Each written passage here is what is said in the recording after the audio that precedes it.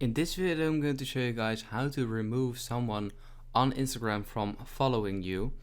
You probably want to do this when you have a lot of inactive followers, for example, or you just don't like a certain person and you don't want that person to follow you anymore without blocking them. So yeah, what you want to do is just click on your profile at the bottom right corner, like I am already. Then click on followers. And here are all the followers, and as you can see, it immediately already says remove. So I'm just gonna remove it right here and click on remove.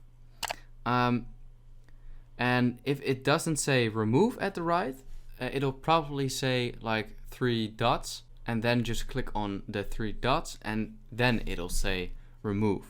So yeah, just like that, remove them, and yeah, that's basically it.